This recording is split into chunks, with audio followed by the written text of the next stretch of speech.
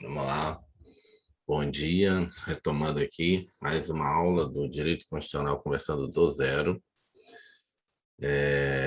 Paramos ontem, deixa eu voltar aqui um pouquinho, vimos qual foi? 1, 2, 3, volta aqui impedimento e vacância, né? Presidente da República. E agora a gente vai entrar nessa aula aqui, atribuições do Presidente da República. Então, quem tem interesse no material, tem na descrição do vídeo nossas redes sociais para entrar em contato, para disponibilizar o material. Compartilhe para o pessoal que está estudando para a área policial, para a área, né, administrativa. Direito constitucional cabe, né, na área policial, na área administrativa, vários concursos aí que vão sair nos próximos meses, anos aí. Essa parte que é bem teórica, então dificilmente desatualiza. Então, vamos lá, vamos começar a leitura. O material é feito com base na leitura do PDF completo, ou seja, praticamente o audiobook, e os debates aqui, como se fosse um podcast do que a gente acha importante comentar. Atribuições do Presidente da República. As atribuições do Presidente da República estão relacionadas no artigo 84 da Constituição Federal de 88. Trata-se de rol não exaustivo, ou seja, não exaustivo é não necessariamente tudo que está ali acaba por ali mesmo, né? Tem outras coisas, pode estar em outras partes da Constituição. A ele competindo outras atribuições previstas no texto constitucional. Exemplo de competência do Presidente da República não relacionada no artigo 84 é digitar leis delegadas. Para fins didáticos, podemos dividir as competências do Presidente nos seguintes grupos. Vamos lá, direção da Administração Pública Federal. O que seria isso? O presidente exerce a função de chefe da Administração Pública Federal. Nessa condição, ele possui as seguintes competências. Artigo 84. Compete privativamente ao presidente da República. Nomear e exonerar os ministros de Estado. Exercer, com o auxílio dos ministros de Estado, a direção superior da Administração Federal. Você vê claramente que isso aqui é como se fosse aquela função que a gente falou lá no começo do material, né, que é a função do Poder Executivo em alguns países ela é dividida entre o primeiro-ministro e o presidente. E aqui você vê claramente, se fosse um país nosso, né, com essa dupla função, essa seria a função do primeiro-ministro, né? Seria nomear os ministros e exercer a função interna de administrar o país, né, a administração pública federal. Os ministros de Estado são nomeados e exonerados pelo presidente da República. Trata-se de cargos de livre nomeação e exoneração. Há que se observar apenas que os ministros de Estado devem ser escolhidos entre brasileiros com mais de 21 anos e no pleno exercício dos direitos políticos. Os ministros de Estado são auxiliares diretos do presidente da República e exercerão em conjunto com este a direção superior da Administração Pública Federal. Sancionar, promulgar e fazer publicar as leis, bem como expedir decretos e regulamentar e regulamentos para sua fiel execução. Inciso 4, né? Inciso 6.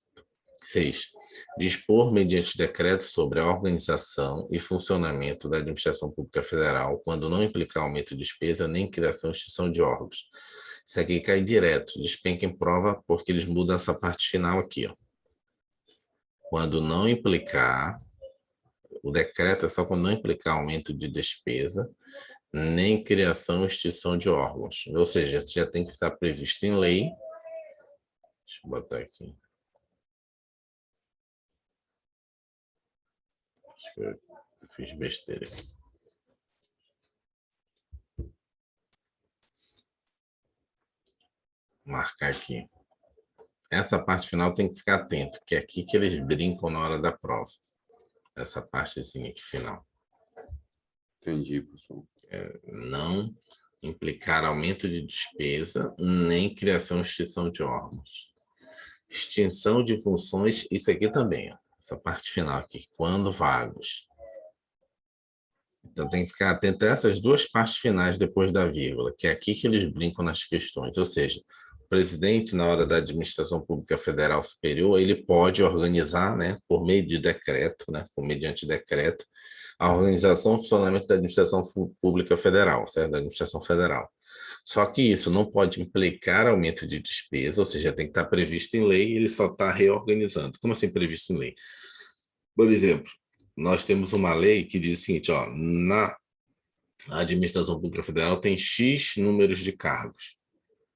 Por exemplo, na administração pública federal tem tantos cargos de agente de execução penal, certo? O presidente pode, mediante decreto, dizer, olha, vão ficar assim, ó, no presídio tal, né, vão ficar tantos cargos no presídio tal, vai distribuir, vai organizar isso, ó, no presídio de Mossoró vai ficar tantos agentes de execução penal, no outro presídio vai ficar tanto. Ele está organizando, mas ele não tá criando cargos, porque os cargos de agentes de execução penal já foram criados em leis. Depois que isso é criado em lei, ele pode fazer essa organização para melhor administração.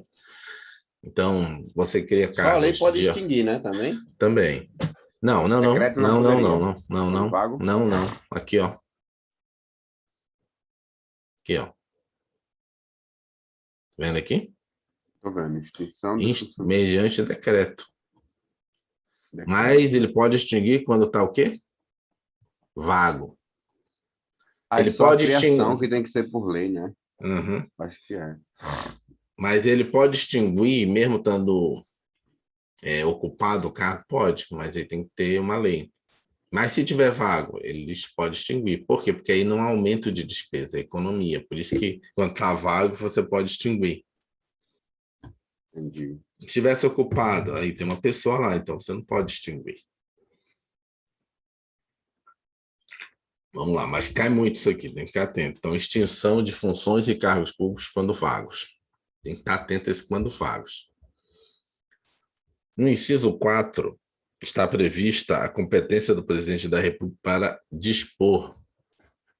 expedir decretos e regulamentos para a execução das leis. Trata-se da competência para a edição dos chamados decretos executivos, que são os atos normativos secundários, infralegais. Destaca-se que, ao editar esses decretos, o Poder Executivo estará exercendo o poder regulamentar. Há uma notória distinção entre as leis e os decretos executivos. A lei pode inovar o ordenamento jurídico, criando direitos e obrigações. O decreto executivo não poderá fazê-lo, limitando-se a facilitar a execução das leis. Conforme a lição de Alexandre de Moraes, essa vedação não significa que o regulamento deva se limitar a reproduzir o texto da lei, sob pena de inutilidade. Caberá ao Poder Executivo evidenciar e explicitar todas as previsões legais, decidindo a melhor forma de executá-las e, eventualmente, até mesmo suprimindo lacunas de ordem prática ou técnica. Destaca-se que a edição de decretos executivos é competência indelegável, aqui, ó, indelegável do presidente da República. Só que, apesar de ser uma competência indelegável do presidente da República, ele é feito meio referendado, entendeu? Como é que é referendado? Por exemplo, assim, ó, a lei tem a ver com o Ministério da Economia, então é preciso emitir um decreto para regulamentar aquela lei da área da economia. Quem faz o decreto, no final das contas, é o Ministério da Economia. Aí, quando você sai e vê lá o decreto regulamentando, você vai ver que lá embaixo do decreto está a assinatura do ministro Paulo Guedes e a assinatura do presidente, entendeu? Isso que a gente chama referendado, entendeu? No final das contas, quem fez não foi a presidência da República, foi o próprio Ministério. Aí tem a assinatura dos dois lá embaixo. Tu vai ver vários decretos, tem a assinatura dos dois, às vezes de 3, às vezes até de 4 ministros. Aí, ó. Todo mundo, por onde esse decreto passou e foi referendado, aparece lá a assinatura dos ministros. Vamos lá. A doutrina faz menção ao tipo específico de decreto executivo, o regulamento autorizado. Quanto à forma, este nada se diferencia de um decreto típico do Poder Executivo. No entanto, quanto ao conteúdo, o regulamento autorizado busca complementar a lei, conforme expressa a determinação nela contida. Ressalta-se que a lei deverá determinar precisamente os contornos dos decretos ou regulamentos autorizados. Isso aí significa o seguinte, às vezes na lei, ele fala o seguinte, que cria alguma situação, o que ele está dizendo aí? Às vezes tem os regulamento autorizado, que seria o seguinte, o decreto não vai vir explicando a lei, mas vai vir fazendo a complementação da lei. Não é explicar, é complementar. É como se a lei tivesse aquela característica de norma de eficácia limitada, que a gente estuda em direito em questões de conjunto material das leis. Conjunto material não, deixa eu tentar... texto da Constituição. O texto da Constituição ele pode ser contido, né, pleno, contido e limitado. E quando ele fala que esse decreto regulamento autorizado, é que ele criou tipo uma forma de escrever a lei que ela se torna limitada. Você precisa, de qualquer jeito, do decreto para exercer aquilo que está previsto na lei. E, normalmente, ele faz o seguinte, ele coloca o texto, aí coloca assim, no final daquele texto ali legal, na forma do regulamento do Poder Executivo. Aí aponta mais diretamente, deixando ela ser limitada, né? Ela é limitada, só vai ser exercido aquilo que está previsto na lei se tiver um regulamento, entendeu? E aí, então, ele coloca assim, Poder Executivo regulamentará as disposições necessárias, tal, entendeu? Ou seja, a lei cria uma previsão de que o decreto vai complementar aquilo. E aí, nesse caso, você não está regulamentando a lei, você está complementando essa lei. Que é necessário que você venha e diga quais são os critérios, quais são os requisitos para você ter acesso àquilo. Né? Vamos lá, no inciso 6 está prevista a competência do presidente da República para editar os chamados decretos autônomos, que são bem diferentes dos decretos executivos. Os decretos autônomos inseridos na Constituição pela Emenda Constitucional 32 de 2001 são atos normativos primários, possuindo a mesma hierarquia das leis formais. Os decretos autônomos são considerados normas primárias, justamente por extraírem seu fundamento de validade diretamente do texto constitucional. O presidente da República poderá dispor, ele botou aqui até, lá está escrito decreto, né? Mediante decreto, aqui ele botou mediante decreto autônomo. Entendi. Mas lá não está escrito autônomo, não. Isso aqui é um entendimento jurisprudencial. E aqui, ó, quando não implicar, ele até grifou para a gente, ó, não implicar aumento de despesa. E aqui, quando for cargo vago. É isso aqui que cai, ele até grifou para a gente. Então, estão chamados essas duas alíneas, a linha A e a linha B, são justamente as alíneas que dão subsídio para o decreto autônomo. Porque pensa bem, se uma lei criou o cargo, o correto seria uma lei extinguir o cargo. Isso é o princípio da simetria, né? O paralelismo. Só que a própria Constituição está dando autonomia, ou seja, por isso um decreto autônomo, uma autonomia para o presidente extinguir um cargo que foi criado por uma lei quando ele estiver vago. É por isso que ele fala que, nesse caso, esses decretos autônomos, ele tem uma hierarquia, ele tem uma semelhança, possui uma hierarquia semelhança a de uma lei, porque está extinguindo uma coisa que foi criada por lei. Então, isso cai bastante em prova, sei lá, nessa parte de direito constitucional, poder executivo quando cobra poder executivo, ou é aquele processo de impeachment, ou é isso aqui. Então, assim, não toda vez, mas a recorrência maior é sempre isso. Perceba que a criação, extinção de órgão público, pode perguntar. Uma dúvida, professor, mas não tem a ver com isso aí. O processo de impeachment também, os trâmites, digamos assim, é solicitar, receber e aceitar, é? Como assim? Também. O pessoal solicita. É que eu estava falando com um amigo meu, ele falou isso. E eu estava falando para ele sobre... A gente vai chegar aqui na parte do impeachment. Passiva. Hã? A gente vai chegar aqui na parte do impeachment, mas eu só não entendi essa pergunta. Não, então quando chegar lá vai ser mais clara ela. Porque assim, eu estava falando sobre corrupção passiva. Eu falei para ele, só tu lembrar da abreviação senhora. S de solicitar, R de receber e senhora, e A de aceitar. Aí igual do processo do impeachment. Ele disse que tem que primeiro solicitar, depois o pessoal vai receber, aí depois que aceitar, aí vai se dar o processo de impeachment. Aí essa pergunta. Mas quando chegar lá a gente vê se realmente é aí assim. quando a gente vê. Mas realmente, assim, é um processo complexo, não é assim, solicitou impeachment, não. Impeachment tem vários solicitados, né? Tem mais de 100, eu acho, solicitados lá para o presidente atual. Só que, ok, não é que nem no Ministério Público, que o cara faz a denúncia e o Poder Judiciário é obrigado a processar a denúncia, não? No caso do processo de impeachment, não, o cara não é obrigado a nada. Ok, você pediu, o partido tal pediu, o cidadão tal pediu, várias pessoas pediram. No Ministério Público é diferente, né? Quando você faz a denúncia, o juiz é obrigado, né? É a mesma coisa, né? Mas há uma diferença, assim, do ponto de vista, porque, na verdade, assim, só antes de a gente continuar, tem que lembrar que o processo de impeachment é um processo, só que, na verdade, ele é um processo político, não um processo judicial. Então, sendo um processo político, tem que, né, considerar ou colocar nessa equação a chamada conveniência e oportunidade, né? Então, não é que nem o juiz que não tem conveniência e oportunidade, ele simplesmente tem que cumprir a lei, né? E aí, quando o Ministério Público faz uma denúncia, aquela denúncia só se extingue no momento em que o juiz aceita ou, né, aceita a denúncia ou, na verdade, indefere, né, a denúncia. Mesmo assim, cabe recurso. No caso do impeachment, não. Vai ser pedido, o presidente passou todo o tempo, não foi feito nada, acabou. Passou o mandato. Vai fazer mais o quê? Porque o impedimento é pro mandato. Se ele já passou o mandato, faz mais sentido. Aí já iniciou um novo mandato, se reelegeu, aí tem que ser novos pedidos de impeachment, porque aquele já não tem mais como interromper, já percorreu, já se exauriu, não tem mais objeto o pedido de impeachment. Entendeu a diferença? Então é um processo, mas um processo político.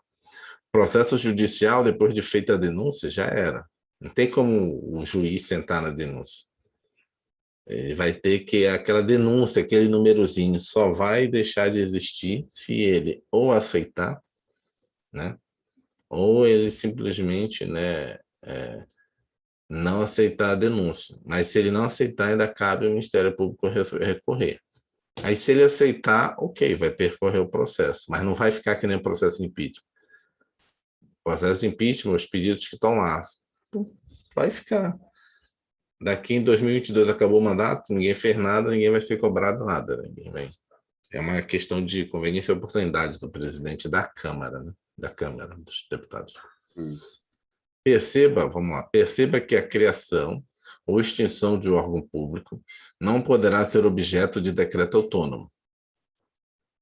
Haverá necessidade de lei formal para fazê-lo.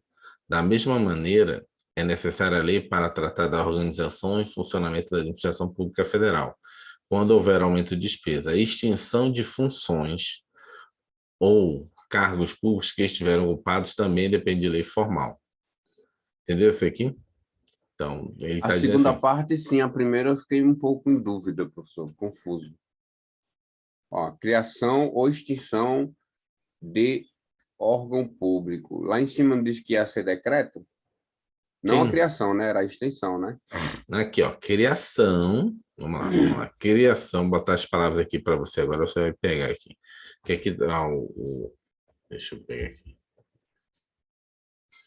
Vou tirar tudo aqui. Você comparar aqui as palavras. Vamos lá, aqui, ó. A criação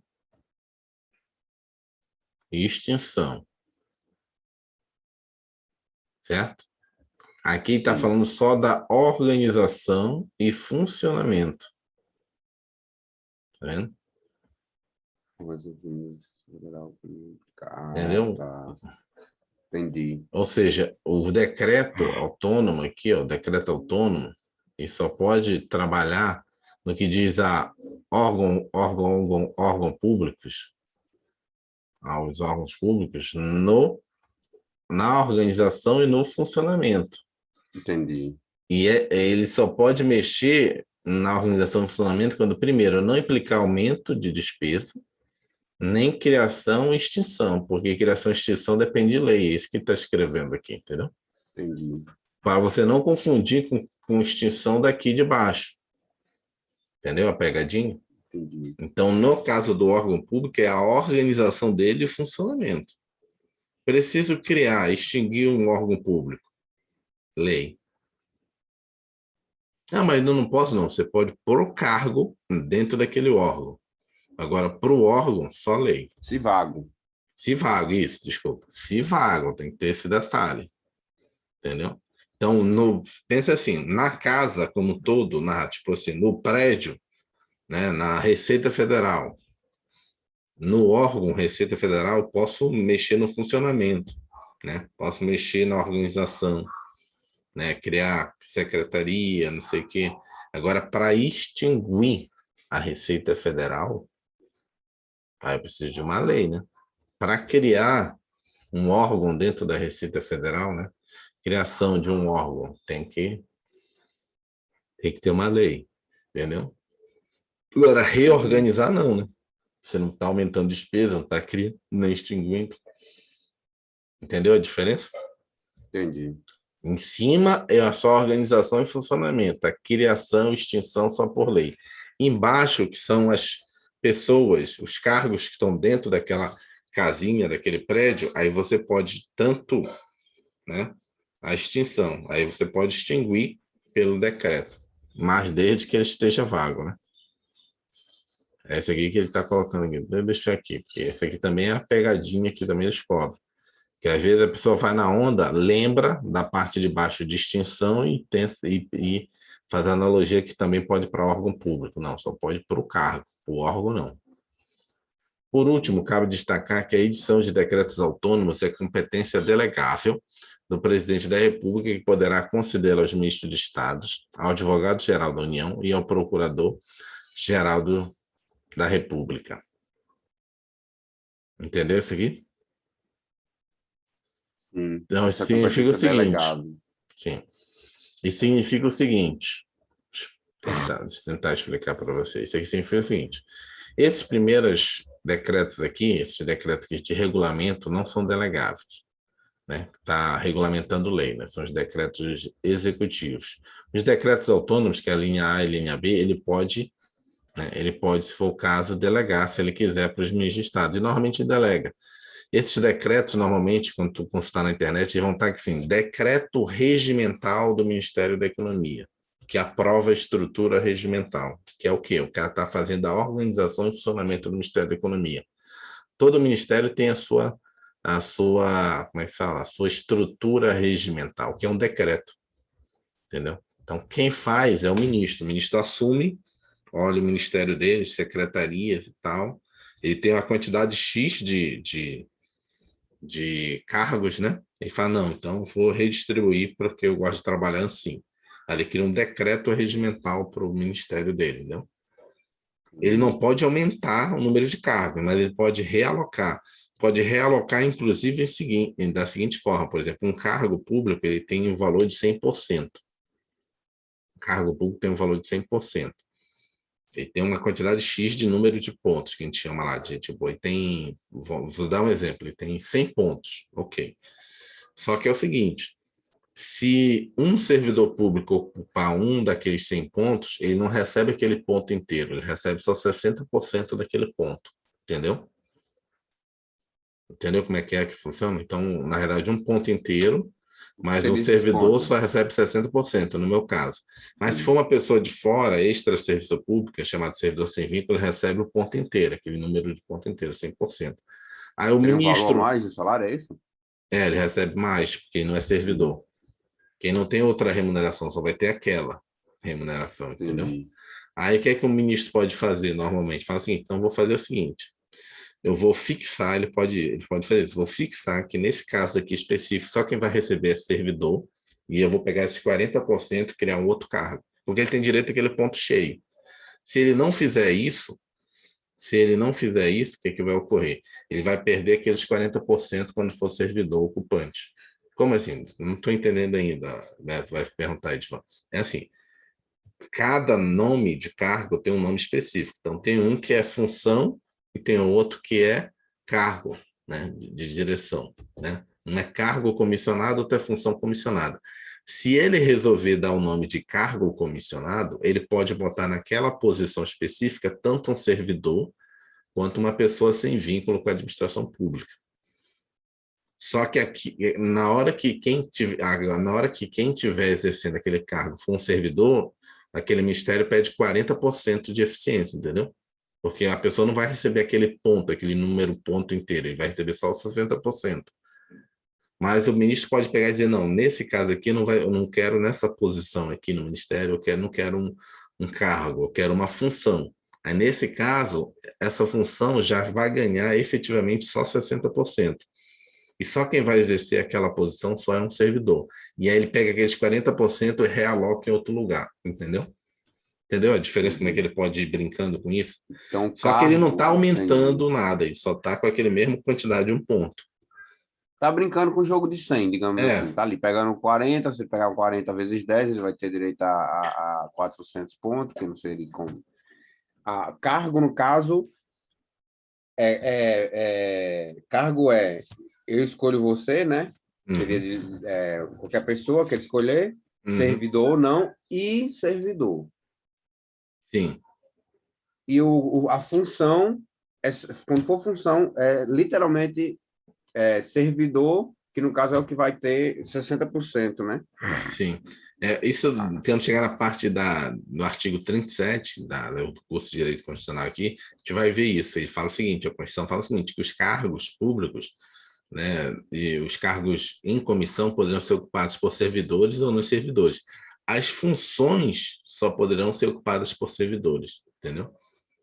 É por isso que quando ele faz essas questões internas aqui no Poder Executivo, ele está cumprindo isso. Se botou o nome função, só servidor pode exercer, que é uma função, entendeu? Então, tem um determinado limite. Hoje, função, acho que vai até o DAS 5 só, que é diretor. Então, o cara pode criar uma função que é só o diretor que exerce. Quer dizer, de diretor, uma função de diretor que é só o servidor que vai exercer. Acima daí, você não pode criar, como é que a gente fala? Você não pode, como ministro, criar uma restrição a cargo de secretário para essa posição, só quero se for servidor. Não, tem que ser, não, para esse cargo aqui, para essa posição de secretário, eu vou criar uma função, não pode, nem existe. Nesse caso, tem que ser um cargo, tem que ser de livre nomeação, entendeu? Também tem algumas restrições na hora que ele vai fazer essa estrutura que ele... Todo ministro que assume, ele faz a estrutura que ele quiser, entendeu? Desde que ele não aumente a quantidade de cargos que ele tem para o ministério dele. Mais ou menos isso, né? Tem a carreira do ministério, então, antigamente era mais separado, né? Ministério do Planejamento, tinha a carreira do Ministério do Planejamento, Ministério do MDIC, que era a minha carreira, Ministério da Indústria, a minha carreira, que era de Analista de Comércio Exterior. Então, ele tem aquele número de cargos de servidores daquela carreira de Analista de Comércio Exterior, mais os cargos em comissão, mais ações de confiança. E aí ele distribui isso internamente no Ministério, né? Ele faz a estrutura regimental, ficar tantos analistas de comércio exterior nessa secretaria, tantos nesse departamento, ele faz. Se você digitar no Google, você vai ver lá, tem tudo certinho lá, a quantidade em cada setor. E, logicamente, advogado-geral da União e procurador da República, procurador-geral da República é porque é específica, né? Advogado-geral da União não é um ministério, mas também tem, né, essa autonomia para fazer. Vamos lá, ele fez um resumo aqui para a gente. Decretos ou regulamentos de execução são atos normativos. Deixa eu botar essa canetinha aqui. Vou botar essa cor aqui. Vamos lá. Decretos ou regulamentos de execução. Atos normativos secundários editados para flexibilizar a fiel execução de uma lei. Sua edição é competência indelegável. Deixa eu marcar aqui. Deixa eu marcar esse aqui. Ó. São secundários. Eu acho importante. Sua edição é indelegável. Na verdade, vou botar só o indelegável aqui. Secundários e indelegável. Esses são os decretos de execução. Vou botar esse aqui. Decreto de execução. Deixa eu botar aqui também. Ficou muito bom essa minha marcação hoje.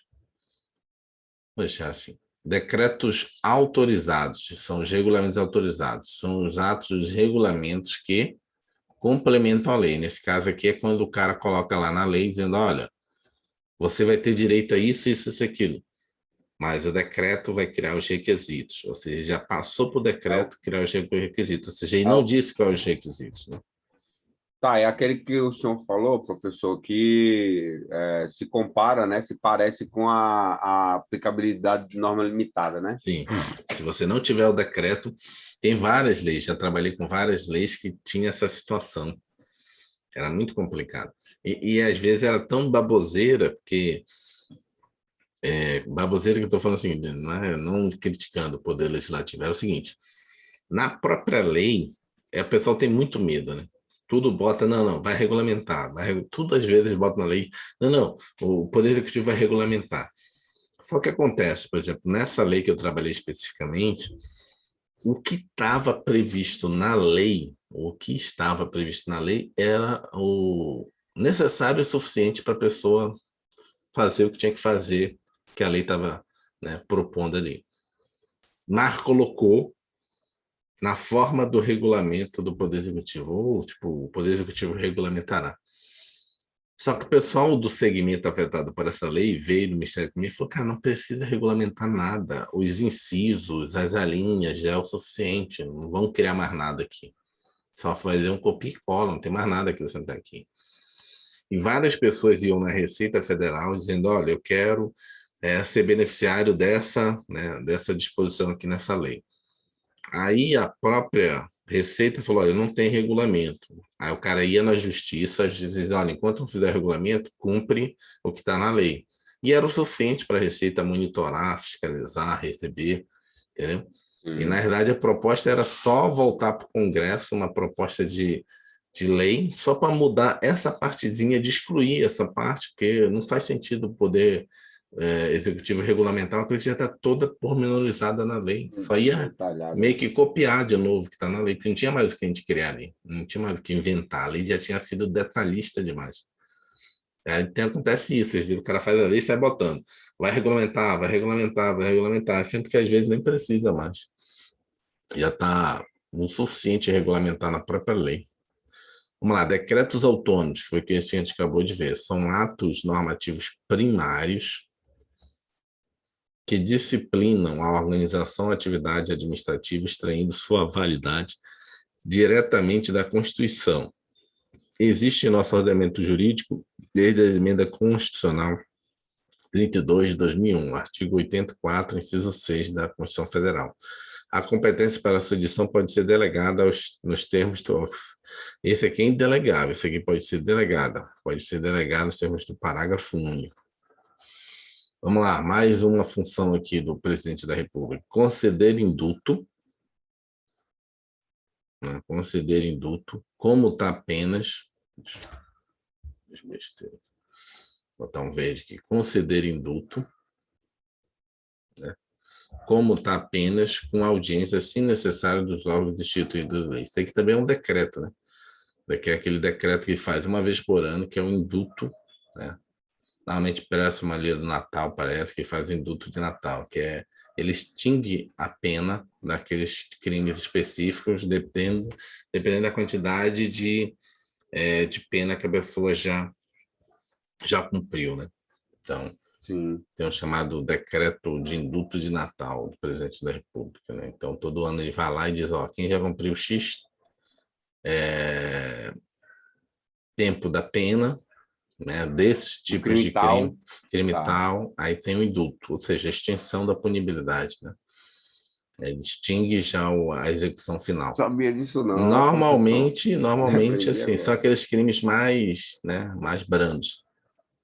E aí sempre crime com violência, aqueles esquemas que a gente já estudou em direito penal, crime com violência, grave ameaça, tudo não entra, né? Não faz sentido, né? Não sei se o nosso atual presidente já fez algum, nem me lembro. Porque não é uma, como é que fala? Uma obrigação fazer. Você pode fazer. Você não diz aqui, o presidente fará todo ano. Ele pode conceder. Que considere indulto como dar apenas com audiência, se necessário, dos órgãos instituídos em lei. O indulto é o perdão da pena. A comutação da pena é a substituição de uma pena mais grave por uma pena menos grave. A concessão de indulto e comutação de penas é competência privativa do presidente da República, efetuada mediante decreto executivo, que, conforme que, conforme a prática, é publicada no final do ano. Cabe destacar que esta é uma competência delegável do presidente da República. Pode ser o ministro da Justiça, né, que normalmente sai lá, sai, como é que se fala? Referendado, né? Referendado.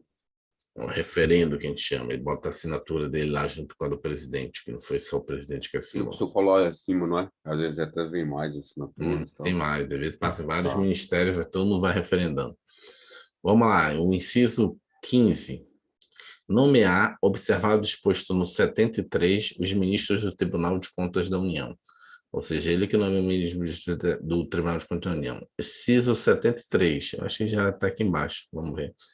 Observar o disposto 73 não sei se é isso, depois a gente pode ver lá, mas tem que ter 35 anos, notório saber jurídico, de administração pública, de economia, de contabilidade, né? Tem várias características lá, então tem que observar se o cara tem as condições, né?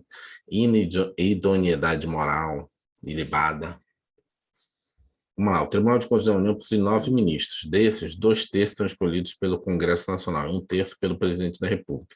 Aqueles que forem escolhidos pelo Presidente da República deverão ter seu nome previamente aprovado pelo Senado Federal, após o que serão nomeados. Destaca-se que na forma do 84, inciso 15, mesmo os ministros ter sido escolhidos pelo Congresso Nacional serão nomeados pelo Presidente da República.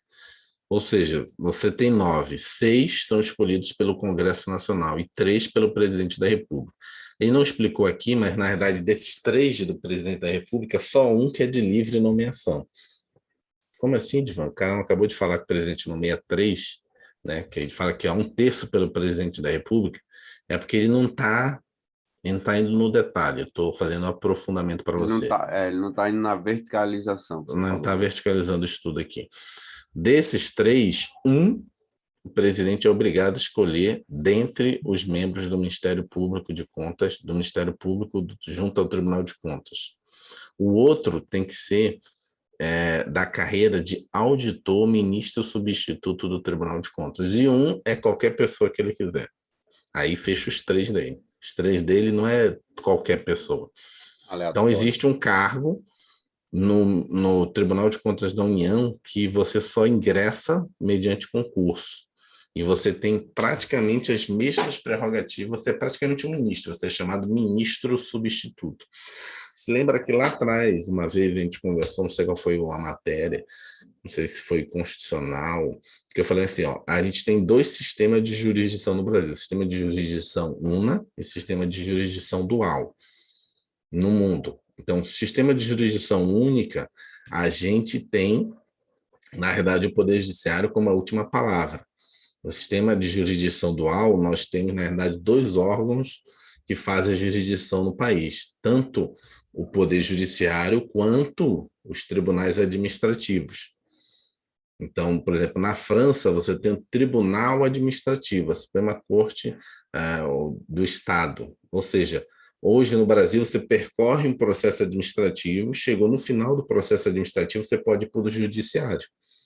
Porque só quem dá a última palavra é o Poder Judiciário, isso é o sistema de jurisdição em inglês.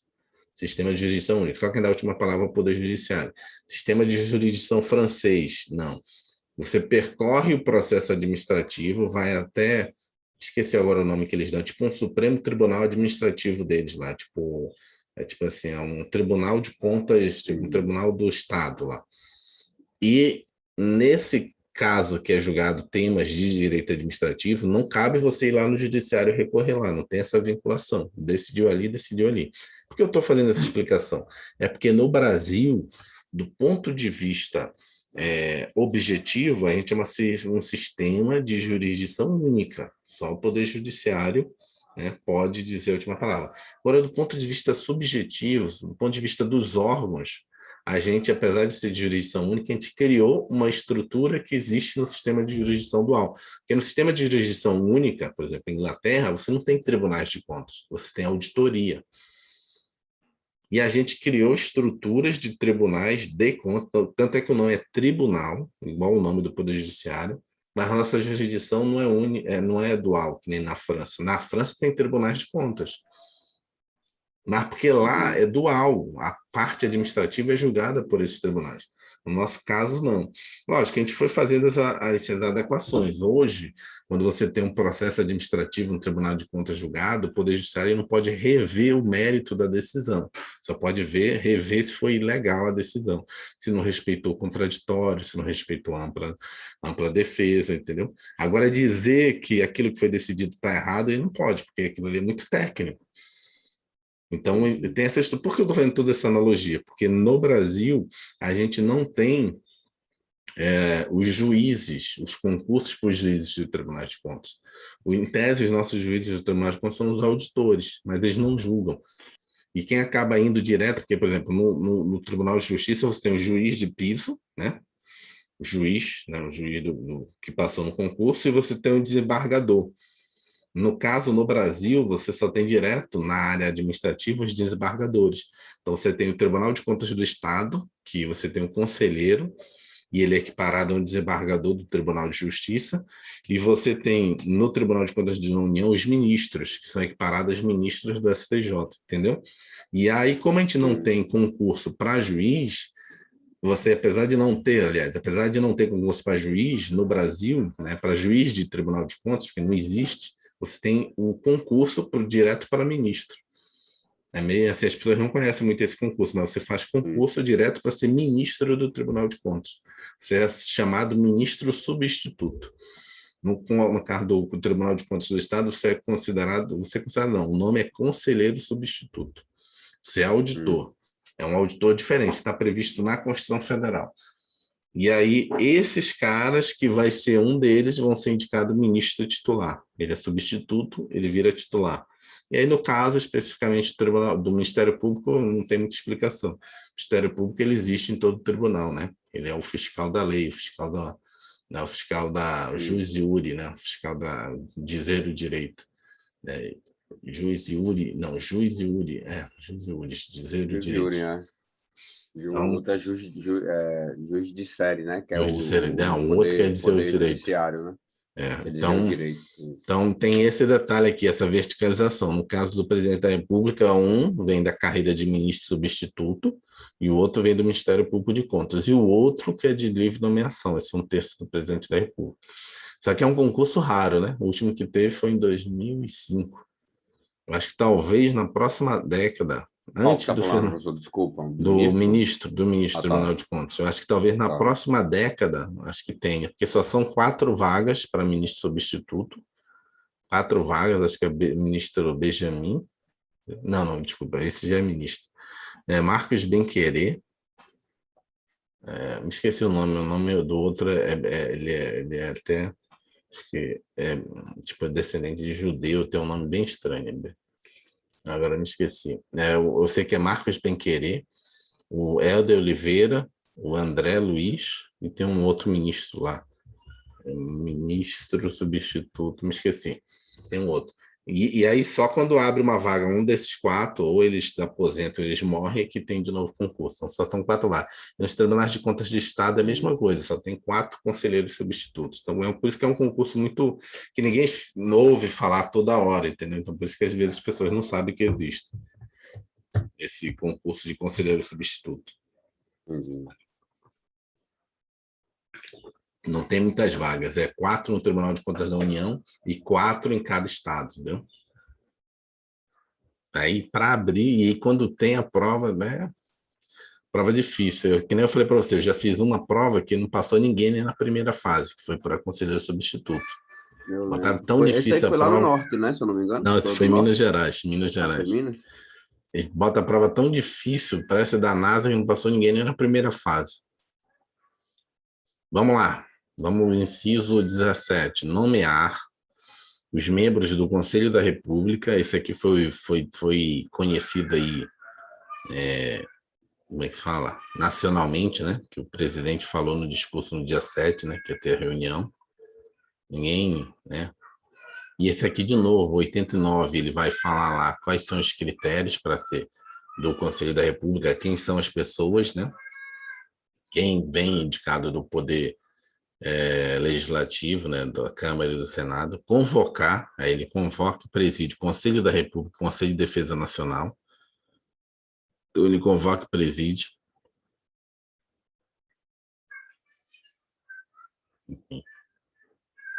Vamos lá. O Conselho da República é o órgão superior de consulta do presidente da República, que pronuncia-se sem efeito vinculante sobre a intervenção federal, estado de defesa, estado de sítio. Isso aqui é questão de prova, porque o presidente falou ali no dia 7 de setembro, o examinador está atento aí às notícias da imprensa. Eu vou botar uma questão aqui agora para ver se o pessoal está antenado nas atualidades, entendeu? Porque todo mundo ficou, o que é isso? O que é isso que o presidente falou, entendeu? Que conselho é esse que vai ter reunião? Então, esse conselho aqui que ele falou. Estado de defesa, estado de sítio, questões relevantes para a estabilidade das instituições democráticas. Dentre os integrantes do Conselho da República, aqui, ó, são 6 cidadãos brasileiros natos. Olha aqui, ó, mais um local onde tem brasileiro nato. Lembra lá que eu falei que tinha mais locais que às vezes a gente não vê, que não está só no artigo 12 da Constituição? Por mais de 35 anos. Desses, 2 são, aqui, ó, 2 são nomeados pelo presidente da República, né? 2 Aí houve uma harmonia mesmo, né? São eleitos pela Câmara dos Deputados, tá vendo? E 2 são eleitos, né, pelo Senado Federal. É 33,33% para cada poder, né? Digamos, né? Sim. Câmara dos Deputados, Senado, sim, que representa... Mas igual o TCU é a mesma coisa, acaba que a Câmara e o Senado dividem lá aqueles 2 terços. Um terço fica para cada um, né? Não está na Constituição direto isso, diz o Congresso Nacional. Só que chega lá no Congresso e diz, ó, você fica com 3, fica com 3. A Câmara fica com 3, fica com 3. Se você pegar lá no Tribunal de Contas da União, normalmente você vai ver quem veio da Câmara e quem veio do Senado. Tá? E aí tem os 3 do presidente da República no TCU.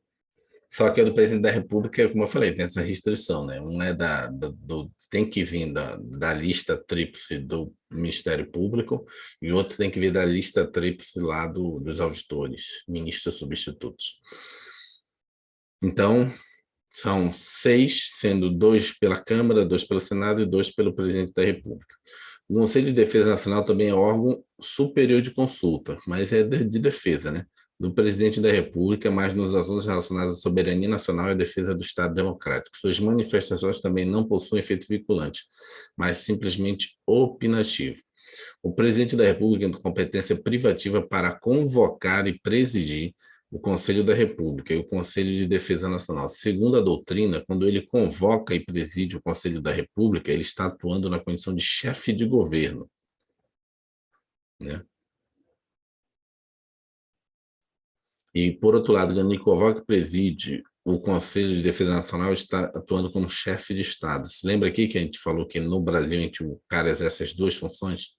Então, se a gente tivesse hoje as dupla função aqui separada, um primeiro-ministro e um presidente, esse aqui seria o presidente que iria presidir e convocar, e esse aqui seria o primeiro-ministro. Nos países que existe essa dupla função, porque o presidente nosso, né, na nossa república, ele exerce essas 2 funções. Então, toda hora ele está ou fazendo a administração da administração pública federal, né, a administração da União, do governo, e outras horas ele está... Por exemplo, ontem mesmo ele estava falando no BRICS, né, que é de Estado, né? Chefes de Estados do Brasil, Rússia, Índia, China e África do Sul, que é um organismo, né, que foi criado pela União desses países para desenvolvimento econômico, né, relações econômicas, essas coisas.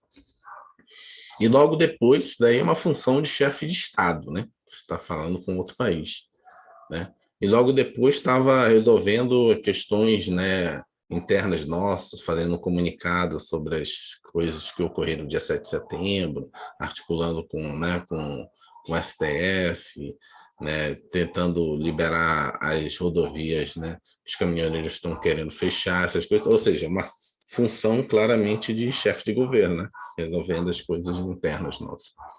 É a dupla função que temos aqui no Brasil. Inciso 25. Prover e extinguir os cargos públicos federais na forma da lei. Na forma da lei. Aqui, ó, prover e extinguir os cargos públicos. Aí tu vai dizer, mas não já estava isso lá em cima? Vamos voltar lá? Prover e extinguir. Aqui, ó, cadê? Na realidade, é só quando vagos. Né? Extinção de funções ou cargos públicos. Mas nesse caso aqui, ó, quando vagos, por decreto. E aqui Ele não está botando restrição nenhuma, entendeu? Poder extinguir os cargos públicos federais na forma da lei. Prover é, na verdade, você fazer o concurso e nomear a pessoa, entendeu? Isso aqui é delegado, né? Normalmente quem nomeia é o ministro de Estado. O extinguir na forma da lei é você fazer a lei para extinguir. Mas, nesse caso, não tem restrição nenhuma, então tem que ser por lei. Vamos lá. O provimento dos cargos públicos é competência privativa do presidente da República. Se a nomeação de aprovado em concurso público e a nomeação de alguém para ser cargo em comissão são tarefas que cabem ao presidente da República. Segundo o STF, a competência para prover cargos públicos inclui também a competência para desprover cargos públicos. Dessa forma, o presidente da República detém a competência para exonerar e demitir. Né, que é, se ele provém, ele pode desprover, que é depois do PAD demitir a pessoa. A competência para prover e desprover cargos públicos, o artigo 84, inciso 25, primeira parte, é delegável. Normalmente você é nomeado pelo ministro, né?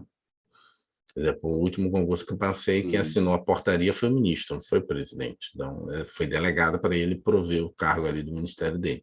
Aos ministros de Estado, advogado-geral da União, procurador-geral da República. Nesse sentido, entende o STF que o presidente da República pode delegar aos ministros de Estado, por meio de decreto, a atribuição de demitir, no âmbito das suas respectivas pastas, servidores públicos federais. Então, se ele delega o provimento, delega também, né, a demissão. O que mais? Vamos lá. E a extinção de cargos públicos? A extinção de cargos públicos, quando vagos, poderá ser feito por decreto autônomo, né? No entanto, quando os cargos estiverem ocupados, a sua extinção dependerá de lei formal. Isso aqui a gente entendeu, né? Quando a gente voltou lá em cima. Naquele lá em cima é porque tem aquela depois da vírgula, quando vagos. E esse aqui embaixo que ele está falando é no caso de cargo que está ocupado. Considerando que a edição de decretos autônomos é delegável, a extinção de cargos públicos vagos poderá ser delegada aos ministros de Estado, ao advogado-geral da União, ao procurador-geral da República. No entanto, a extinção de cargos públicos ocupados não é matéria de lei delegável. E nem é, porque, na verdade, é matéria de lei, né? Então, tudo isso que a gente viu até agora é a função do presidente da República, olha só, a letra A ainda que a gente está vendo, é a função do presidente da República como... Deixa eu matar isso aqui. Como chefe, né, da administração federal. Como se fosse o cara que está coordenando a administração pública federal. E agora vai a letra B, na sua relação com o Congresso Nacional e atuação no processo legislativo.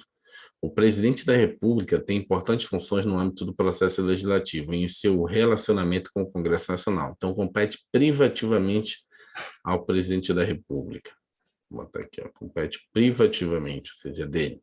Iniciar o processo legislativo na forma e nos casos previstos nessa Constituição, ou seja, vai dizer quais são os casos que a lei, quando ele fala privativamente, para esses casos aqui é o seguinte: se alguém propor uma lei que não é privativa, que é privativa do presidente da República, a lei é inconstitucional. Então, ocorre em alguns casos isso. Assim, várias vezes já ocorreu isso.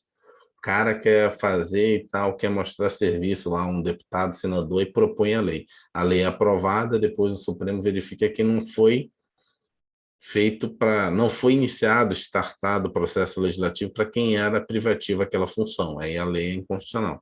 Aliás, estava inclusive ocorrendo agora um julgamento sobre isso, sobre a autonomia do Banco Central do Brasil, porque a lei foi iniciada lá no Congresso, se foi um deputado ou senador, mas ele estava questionando se a questão de criar autonomia para o Banco Central, essa competência de propor isso era ou não do presidente da República. Entendeu? E aí tu vai dizer, mas Edvan, mas tudo que é aprovado no Congresso Nacional, o presidente não tem que sancionar e vetar? Será que se ele sancionar, não está meio que ratificando? O Supremo disse que não. Mesmo assim, é inconstitucional, porque, na verdade, era privativo dele ter iniciado lá atrás. Apesar dele estar sancionando agora, não invalida, quer dizer, não regulariza a inconstitucionalidade. A inconstitucionalidade era na origem, não no final. Então, tem que estar atento a isso. Eu acho que você vai explicar aqui, mas já estou adiantando sobre essa questão. Porque, lembrando, toda lei que for aprovada lá vai passar pela mão do presidente, para ele sancionar ou vetar. Sim. E se ele sancionar uma coisa que não foi ele que iniciou e seria, em tese, competência privativa dele, de certa forma, que eu não sanciono, não está validando, pela lógica, sim, mas pelo entendimento jurisprudencial, não. A lei continua inconstitucional. Vamos lá, o presidente da República pode dar início ao processo legislativo, seja apresentando projetos de lei de sua iniciativa privativa, artigo 61, parágrafo 1º, seja apresentando projetos de lei de iniciativa geral. Um exemplo de projeto de lei de iniciativa privativa do presidente da República que trata do regime jurídico dos servidores públicos da União. Já um exemplo de projeto de lei de iniciativa geral ou comum é aquele que trata de matéria tributária. Inciso 4. Sancionar, promulgar e fazer publicar as leis, bem como expedir decretos e regulamentos para sua fiel execução. Vetar projetos de lei total ou parcialmente. Isso aqui é a função, né, de veto, né, ou promulgação. Todas essas são atribuições do presidente da República no que diz respeito ao processo legislativo. Uma vez aprovado o projeto de lei, ele seguirá para a sanção total ou veto, né, total, parcial, pelo presidente da República no prazo de 15 dias úteis. Vocês têm 15 dias úteis depois que mandado lá do Congresso, depois de aprovado e mandado para a presidência da República. Remeter mensagem em plano de governo ao Congresso Nacional por ocasião da abertura da sessão legislativa, expondo a situação do país e solicitando as providências que julgar necessárias, prestar anualmente ao Congresso Nacional, olha só, isso aqui cai muito em prova. Não é ser anualmente, não. Vou só marcar anualmente. É prestar anualmente a quem? Ao Congresso Nacional, dentro de 60 dias, após a abertura da sessão legislativa, as contas referentes ao exercício anterior. Por que isso cai muito em prova? Porque normalmente o que vem à mente, quem é que ele deveria prestar contas para quem? Quem é que faz julgamento de contas no Brasil? É o TCU? Sim. Mas ele presta contas para o Congresso Nacional, no caso do presidente. O presidente ele presta contas para o Congresso Nacional. O TCU, nesse caso, ele analisa as contas e dá um parecer para o Congresso Nacional também, entendeu? O TCU atua como se fosse. Oi. Eu não entendi uma coisa, professor. Ele vai prestar conta de referentes ao exercício anterior, ou seja, do presidente anterior a ele? É isso ou eu entendi errado? Não, do ano anterior. É anualmente. Ah, é anualmente. É anterior. O que é a pegadinha aqui é que o TCU ele julga todas as contas, aprecia e julga todas as contas de todo mundo, exceto do presidente da República. Entendeu? Que aí quem faz isso é o Congresso Nacional. Onde está isso? Nesse inciso. Porque quando então, você lê lá na área do TCU, o artigo 70 em diante, até o 74, vai dizer o TCU aprecia e julga as contas da administração pública federal. Aí tu acaba levando, te induzindo a achar que o presidente da República também presta conta do TCU, mas aí tu tem que fazer essa leitura sistemática da Constituição. É que nem quando eu falo para você, toda vez que tu lê o artigo 12 da Constituição, que diz lá os casos de cargos privativos brasileiros, tu tem que fazer uma leitura sistemática em outros locais da Constituição para ligar. Sim. E esse aqui é a mesma coisa, porque quando tu for ler lá no 70, vai dizer o TCU vai julgar as contas de todos da administração pública federal. Aí dá a entender que o presidente da República tem, mas não. Tem outro, sistematicamente não, peraí. Nesse caso, o presidente não presta contas para o TCU, então o TCU não pode julgar uma coisa que não foi prestado contas para ele, né? É prestado contas para o Congresso Nacional. Aí o TCU faz o quê? Na verdade, o TCU, ele aprecia, né, ele verifica as contas e emite um parecer. Esse parecer, o Congresso Nacional faz o julgamento baseado nesse parecer, que é chamado, né, a aprovação ou rejeição das contas do presidente da República. E aí é um julgamento político. O parecer pode ser negativo, mesmo assim, o Congresso aprovar. É uma decisão do Congresso, não? Se o parecer como fala, do TCU for por, né, rejeição das contas, o Congresso pode aprovar? Pode, que é um parecer, não um julgamento. Quem julga é o pessoal que vai votar. Essas contas são as contas dos gastos dele ou da sua administração? É genérico. É de tudo, mas genérico. Porque depois o fato do TCU aprovar um parecer, né, aceitando as contas do presidente da República, não significa que não esteja erro embaixo. Ele está fazendo uma visão geral. Tanto é que o TCU ele aprova contas dos presidentes, mas nos outros processos que ele está julgando lá especificamente de cada órgão, de cada secretaria, de cada ministério, ele às vezes, né, ele pune os administradores. Não tinha aprovado a conta do presidente, como é que vai punir o que está embaixo? Porque quando ele está fazendo isso aqui, ele está fazendo uma avaliação geral, estratégica do que foi feito, de cima. Entendi. E depois vai ter os julgamentos dos administradores, dos secretários, dos ministérios, dos ministros, não? É diferente essa parecer dele aqui. Se não, aprovou o parecer do presidente da República, não precisa mais analisar nada que está embaixo, no detalhe. Todo mundo já foi junto? Não. Tem as análises de todo mundo. Vamos ler. O inciso 11, que essa aqui é a mensagem, né? Emitir mensagem e plano de governo, faz referência ao envio da mensagem presidencial e do plano de governo ao Congresso Nacional por ocasião da abertura da sessão legislativa, 2 de fevereiro. Por meio desses documentos, o presidente irá expor a situação do país e solicitar ao Congresso Nacional as providências que julgar necessárias. O inciso 24 faz referência à prestação de contas do presidente da República, que deve ser apresentada ao Congresso Nacional dentro de 60 dias após a abertura da sessão legislativa. Destaque-se que compete ao Congresso Nacional julgar as contas, aqui, ó. O Congresso Nacional que julga as contas. Com o quê? Aqui, ó, com parecer do Tribunal de Contas da União. O que acontece se o presidente não prestar contas ao Congresso Nacional em até 60 dias após a abertura da sessão legislativa? Nesse caso, a Câmara dos Deputados, representante do povo, irá cobrar o presidente. Segundo o artigo 51, inciso 2 da Constituição Federal de 38, compete privativamente à Câmara dos Deputados proceder à tomada. Olha que o nome é diferente aqui. Lá ele presta contas. Aqui ele tem tomada as contas dele, entendeu? A palavra aqui. Aqui ele está prestando contas. Aqui, caso ele não entregue os documentos dentro de 60 dias, não preste contas, ele tem a tomada de contas dele. Entendeu? Então, a Câmara dos Deputados precisa de a tomada de contas, né? Ou seja, é como se fosse uma força na força do presidente da República, quando não apresentadas ao Congresso Nacional dentro de 60 dias após a abertura da sessão legislativa. Inciso 23. Enviar ao Congresso Nacional o plano plurianual, o projeto de lei de diretrizes orçamentárias e as propostas de orçamento previsto nesta Constituição. A iniciativa das leis orçamentárias, PPA, que é o Plano Plurianual, LDO, Lei de Diretrizes Orçamentárias, a LOA, Lei Orçamentária Anual, é privativa do Presidente da República. Editar medidas provisórias com força de lei, nos termos do artigo 62. Do artigo 62, ele dá as restrições do que pode e que não pode ser feito por lei, medida provisória. Ao editar medidas provisórias com força de lei, o Presidente da República desempenha a função atípica, de poder executivo, que é o quê? De legislar, né? Está legislando a priori. E a letra C. Vamos ver a letra C. Agora a letra C.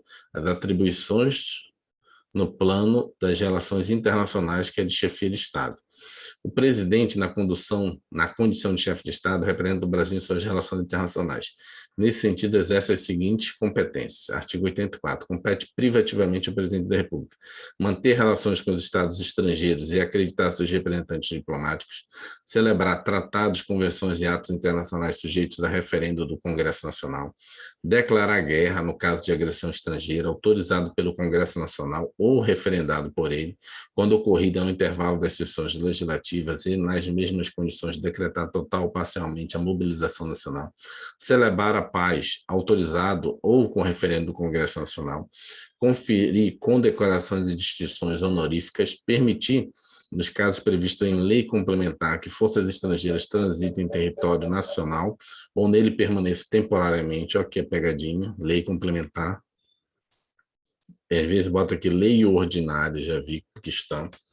Cabe dar um destaque especial à competência do presidente da República celebrar tratados internacionais. Artigo 84, inciso 8. Cadê 8 aqui? Celebrar tratados, convenções e acordos internacionais sujeitos a referendo, que é o sujeito a referendo do Congresso Nacional. Aqueles procedimentos que a gente estava Sim, usando, né? pode ser, se for de direitos Internacional, humanos, duas sim. vezes. Se for direitos humanos, passar pelo processo de emenda constitucional, ele é referendado pelo Congresso Nacional como emenda constitucional. E caso não passe pela aquela votação, ele entra ou não entra? Entra como infralegal, não? Se for de Infralegal, direitos né? humanos, entra como infralegal. Se não for direitos humanos, entra como lei ordinária. Entendeu? Lei ordinária estaria abaixo, professor, do infra, é isso? Não, teria abaixo da Abaixo da lei lei. supralegal. Supralegal. Infralegal. Ela é uma lei normal. Não tem hierarquia entre lei delegada, lei ordinária, lei complementar, são tudo leis. Elas estão acima dos decretos, das instruções, das portarias, mas estão abaixo da norma supralegal. Hoje, só é norma supralegal no Brasil aquelas normas que são de direitos humanos, ou seja, aspectos de direitos fundamentais para a gente. Quando você fala direitos fundamentais, está falando em relação à Constituição, plano interno. Quando está falando de direitos humanos, está falando em relação ao plano externo. Então, quando vem lá de direitos humanos, tem duas formas, ou ela vira emenda constitucional, ou ela vira supralegal. Emenda constitucional, processo legislativo mais rigoroso, 2 vezes em cada casa do Congresso Nacional por 3/5, em 2 turnos, né? 2 turnos. 2 vezes, 2 turnos. Não foi aprovado nesse formato, ela é aprovada mesmo assim. Se ela for aprovada mesmo assim, ela tem um caráter supralegal, está acima das leis do Brasil, acima da lei ordinária, da lei delegada, da lei complementar. É isso. O presidente da República é responsável por assinar tratados com sentimento provisório e por ratificá-los com sentimento definitivo. A ratificação do presidente da República, todavia, depende de aprovação pelo Congresso Nacional, por meio do decreto legislativo. Essa aprovação representa uma verdadeira autorização para que o presidente ratifique o tratado. Destaque-se que a aprovação do Congresso Nacional não obriga a ratificação pelo presidente. Nesse sentido, considera-se que a ratificação é ato discricionário. Porque como é que é feito um tratado? Primeiro vai a delegação brasileira, né? Que nem eu falei uma vez da história para você, que eu já participei de uma delegação brasileira de tratado internacional, aqui um acordo de livre comércio com o Chile, né? Eu lembro, legal. E aí, feito todas aquelas negociações lá pelas várias áreas do governo, Ministério da Economia, Ministério de Minas e Energia, todos os aspectos que tem um tratado internacional de livre comércio, vem para o Brasil. Aliás, na época o presidente foi lá, né? Foi lá, o presidente foi lá, não sei se veio aqui, não, o presidente foi lá, e aí eles assinam. Aí esse é o chamado consentimento provisório. Eu nem sei se já foi aprovado esse tratado, né? Aí vai para o Congresso Nacional esses documentos. O Congresso Nacional, se ele fizer o decreto legislativo aprovando aquilo que foi assinado pelo presidente, que foi negociado pelas várias, né, entidades do governo federal, agências reguladoras, ministérios, por meio de seus servidores, o presidente pode ratificar o tratado. Aí, a partir daí, ele passa a ter estrutura de lei ordinária, se for tratado sobre qualquer assunto, supralegal, se for direitos humanos não aprovado, né, naquele modelo de emenda constitucional, ou emenda constitucional se for tratado de temas que traz direitos humanos. Então é isso, é isso que a gente estava vendo já há algum tempo. Então, nesse caso, o presidente ratifica.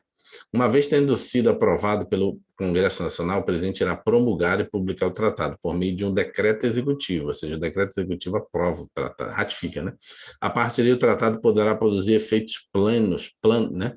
Efeitos no plano interno. Vamos lá, letra D, atribuições. Deixa eu ver aqui se ainda tem muita coisa aqui. Deixa eu ver também que horas tem. Ok. Não, ainda tem 1 hora ainda. Deixa eu ver o que ainda tem aqui.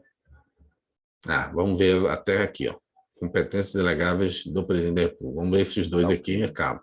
Então, a letra D, atribuições concernentes à segurança interna, preservação da ordem institucional e harmonia das relações federativas. Isso aqui deve ser tema de prova, cara. Eu ficaria atento. Isso aqui é o que está ocorrendo hoje, né? Não o que eu estou dizendo que tem harmonia, estou falando da desarmonia, entendeu? Preservação da ordem institucional. Então, vamos lá, o que o presidente pode fazer? Professor, faz uma gentileza para mim, põe um aprovado aí para eu. Vou botar aqui. Isso aqui Tem como puxar um balãozinho aí também ou não? Para quê? Ou puxa só o balão. Para quê? Um comentário, tá falando? Para colocar assim, para eu poder dar uma aprofundada no tocante a ver redação. Ah, tá. Deixa eu ver. Não sei como É é esse que eu boto. balãozinho quadrado da esquerda, do lado do lápis, né? Eu estou tentando botar, mas ele não está deixando. Tá vendo aqui, ó, Acho que é porque comentário? tá. Tá vendo aqui, ó? Deixa eu ver Tô aqui. vendo. Ele não quer deixar eu marcar? Acho que é porque tá marcado com esse vermelhinho. Mas Uhum. deixa com ele aí, tem problema não. Agora foi, tá vendo? Ah, foi. Legal. É fazer redação, tá falando, né? Isso, fazer redação.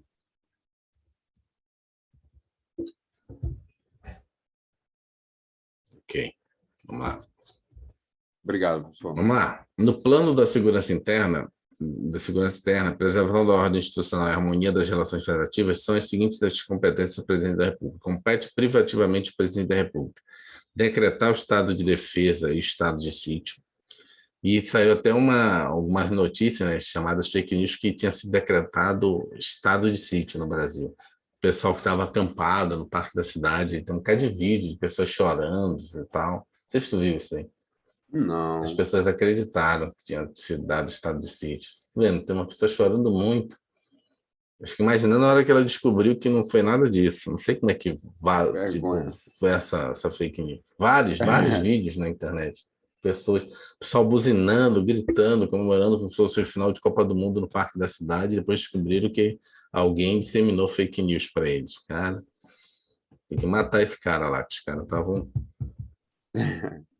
Porque os caras estão acampados lá, não sei se eles já foram embora, se estão indo embora. Decretar e executar a intervenção federal, exercer o comando supremo das Forças Armadas, nomear os comandantes da Marinha, do Exército Aeronáutico, promover seus oficiais generais e nomeá-los para os cargos que eles são privativos. Então, isso aqui é o que está hoje em voga, né? Em voga não, está né, sendo debatido aí. O presidente da República tem competência privativa para decretar intervenção federal, o estado de sítio, o estado de defesa. Todos esses são mecanismos que buscam salvaguardar ordens jurídicas nos momentos de instabilidade institucional. São, por isso, institutos do sistema constitucional de crises. Cabe destacar que a decretação do estado de sítio depende de prévia, né, autorização do Congresso Nacional. Uma das coisas que eu fiz para memorizar isso aqui, ó, estado de sítio. Presidente, aqui o S, desculpa, não sei se vai dar para fazer, solicita. O presidente não pode decretar estado de sítio, ele tem que solicitar, que como é que fala? É um instituto de crise muito duro, entendeu? Então, o estado de sítio ele solicita ao Congresso Nacional. O estado de defesa, ele decreta, entendeu? O D de decreta. Aí você não erra, entendeu? Decretar o Porque estado. eles vivem trocando isso aqui, entendeu? Então ele fala, o Estado de Defesa, o presidente da República solicita ao Congresso Nacional. Não, defesa ele decreta. O estado de sítio, o presidente decreta, e aí não. O estado de sítio ele tem que solicitar ao Congresso Nacional para que ele possa fazer as medidas, né, de sítio. Medidas de sítio é praticamente uma medida de guerra, entendeu? Então você tem os seus direitos fundamentais tolhidos. Você não fica mais com todos aqueles direitos que você tem no Sem artigo direito de ir e 5º. vir, por exemplo, vai ser Não. restringindo. Ah, só 10 horas toque de Correspondências, recolher. toque de recolher, pode vistoriar suas correspondências, interceptação telefônica, direito de ir e vir, o cara pode prender sem juiz, entendeu? É muito arriscado. Então, por isso que ele primeiro solicita para o Congresso Nacional. Vamos lá.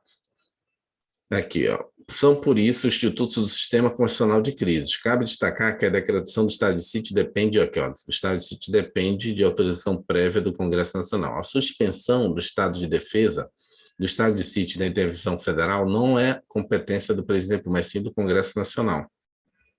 É o que dispõe o artigo 49, inciso 5. Compete exclusivamente ao Congresso Nacional aprovar, aqui, ó, ele aprova o estado de defesa e a intervenção federal, e autoriza, tá vendo? Como ele autoriza antes. A autorização é porque você tem que ter acesso antes à tomada, né?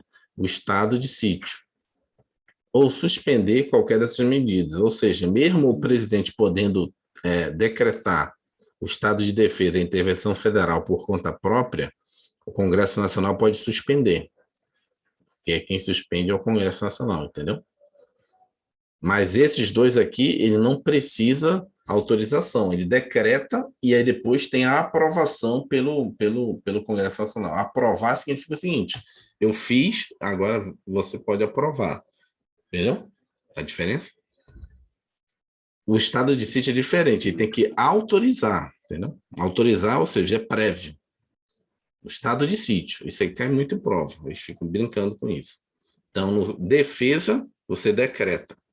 Sítio, você Quem decreta solicita. é o presidente. O presidente, a gente está estudando E o poder sítio ele executivo. solicita. Ele solicita. O S, ele solicita. Se o Congresso der ok, aí ele institui o chamado estado de sítio. E aí você tem os direitos e garantias constitucionais suspensos. Né? O Comando Supremo das Forças Armadas é competência do presidente da República. Segundo a doutrina, não se trata de título honorífico, mas de verdadeira função de comando e direção das atividades do Exército, da Marinha e da Aeronáutica. Função dos juízes, de juízes STF e do Tribunal Superior. Uma outra coisa também dessa questão de Estado de Sítio e Defesa é o seguinte: tem doutrina que fala o seguinte, ok, suspensos os direitos fundamentais. Só que tem alguns que não podem ser suspensos de jeito nenhum, porque são, né, vamos dizer assim, insuspendíveis, não sei. Mas depois a gente pode estudar isso com mais calma, porque isso aí acho que vai cair muito nas provas. Não, direito à vida tem como Não, suspender, tipo né? direito. Não, seria tipo direito à tortura, né? A não ser torturado. Não pode suspender. Isso daí é um direito fundamental que jamais, né, vai autorizar ser torturado uma pessoa no Brasil, porque lá é absoluto. Aí chama que Nem até guerra, um direito. né? Nem tempos de guerra. Nem tempo de Tem guerra. morte, mas não tem É. tortura.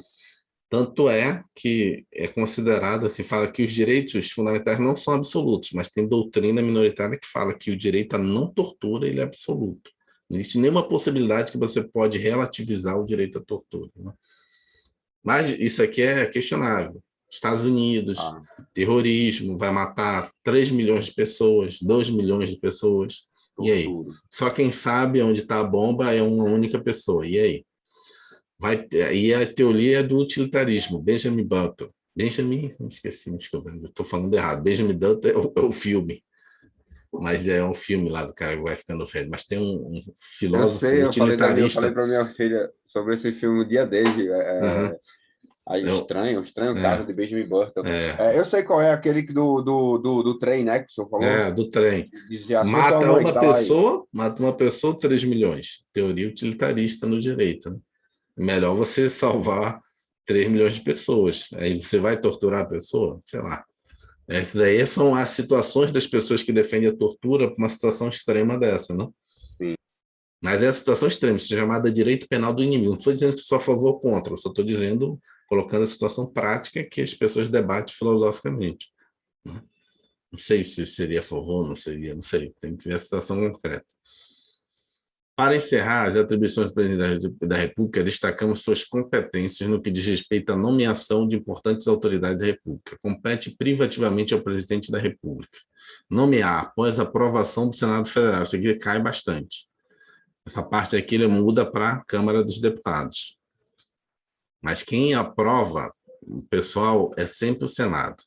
Então, não tem nenhum tipo de aprovação pela Câmara. É muito difícil ter uma aprovação pela Câmara. Só lembra isso, aprovação pelo Senado, porque a gente representa o Estado. De quê? Ministro do Tribunal Superior, dos tribunais superiores, governadores de territórios, procurador-geral da República, né, de presidentes, diretores do Banco Central e outros servidores com determinada lei.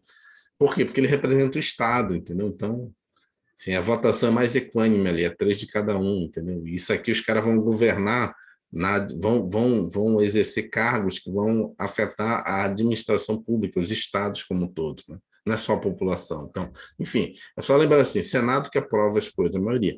Eu não sei, posso procurar, mas se tiver alguma aprovação pela Câmara, é bem, sabe, bem exceção. Enfim, mas tudo que você pensar, TCU, TST, TSE, tudo passa pelo Senado, né? O Senado que aprova.